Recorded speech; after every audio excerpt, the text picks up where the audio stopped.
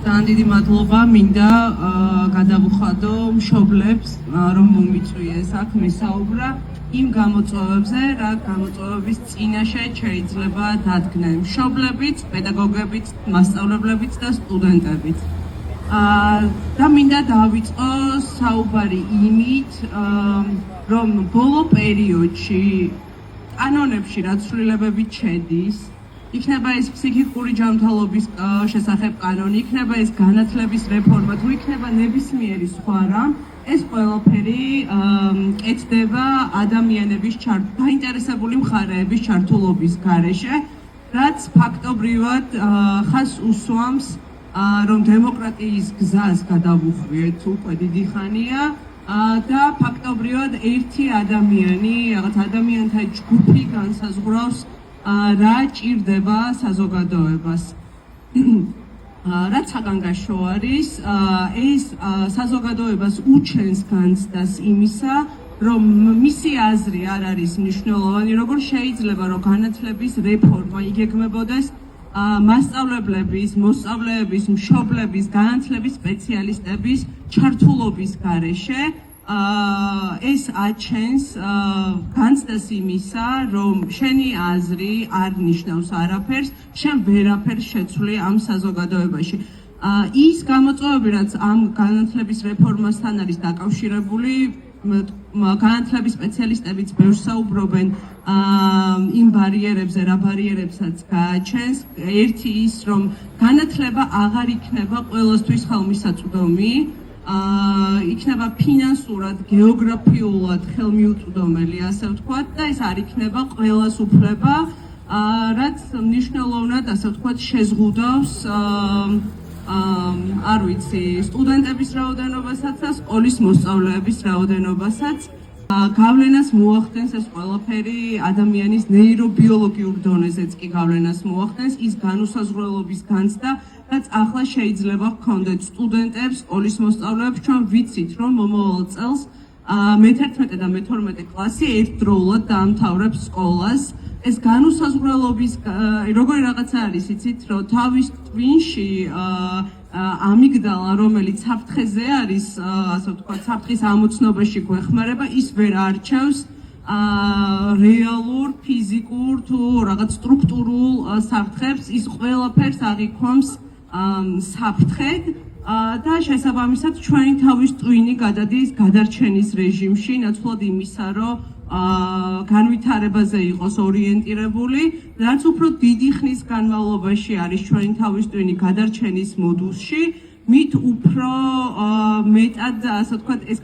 ითიშება ჩვენი თავის ტვინის ქერქი, რომელიც არ ვიცი, რაციონალურ აზროვნებაზე, გადაწყვეტილების მიღებაზე, პრობლემის გადაჭრაზე არის ორიენტირებული. ფაქტობრივად ადამიანი გადადის გადარჩენის რეჟიმში და ეს გავლენას ახდენს მოტივაციაზე. ადამიანს ერთი ის, რომ მე როგორც მოსწავლეს, მშობელს, სტუდენტს არავინ მეკითხება რა ცვლილებები იგეგმება, ჩემი აზრი არ არის მნიშვნელოვანი, მე გადავდივარ რაღაც ნელ-ნელა, ჩემი თვითშეფასება, ჩემი თავდაჯერებულობა მცირდება და მე გადავდივარ რაღაცა დასწავლელი უსუსურობის მდგომარეობაში, როდესაც და ამას ძალიან დიდი ხნის განმავლობაში ცდილობდა ქართული ოცნება, ეს არ არის დღეს მომხდარი ცვლილება, ძალიან დიდი ხნის განმავლობაში ადამიანებს ეუბნებოდნენ, რომ იცი რა, შენი საქმე არ არის პოლიტიკა, შენი საქმე არ არის რაღაც ცვლილებები, რა შეიძლება დაიგეგმოს და ასე შემდეგ და ჩვენ მივიღებთ ტოტალიტარული მმართველობა, ამაზე არის ორიენტირებული. ტოტალიტარულ მმართველობას არ ჭირდება კრიტიკულად მოაზროვნე ადამიანი, არ ჭირდება ადამიანი, რომელიც გამოთქვამს თავის აზრს, მას არ ჭირდება თავისუფალი საზოგადოება და საბოლოო ჯამში ყველა ეს მცდელობა მიმართულია იქეთკენ, რომ მივიღოთ დახურული საზოგადოება, თუმცა ამის მცდელობა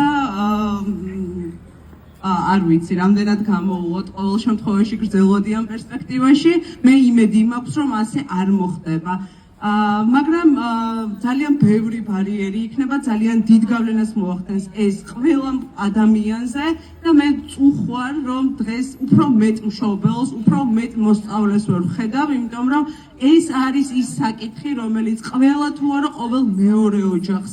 ეხება, ყველა ოჯახში არის სკოლის მოსწავლე, სტუდენტი ან ადამიანი, რომელიც ეხლა უნდა გახდეს სტუდენტი, არა აქვს მნიშვნელობა. ანუ მნიშვნელოვანი არის, რომ ჩვენ ამაზე კიდევ უფრო მეტი ვილაპარაკოთ, კიდევ უფრო მეტ ადამიანს მიწვდეს ეს ხმა, იმიტომ რომ დროთა განმავლობაში ჩვენ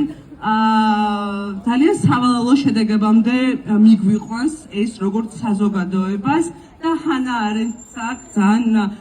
კარგად, ასე ვთქვათ, თავის წიგნში ტოტალიტარიზმის შესახებ რა კომპონენტები არის საჭირო იმისთვის, რომ ტოტალიტარული რეჟიმი დამყარდეს, ხო? იყოს დახლეჩილი საზოგადოება, როდესაც ვერ ვთანხმდებით ძირითად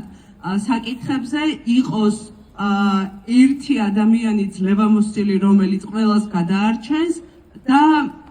ადამიანებს წაართვან, ასე ვთქვათ, ფუნდამენტური უფლებები და თავისუფლებები და შეგვაგუონ, ასე ვთქვათ, იმ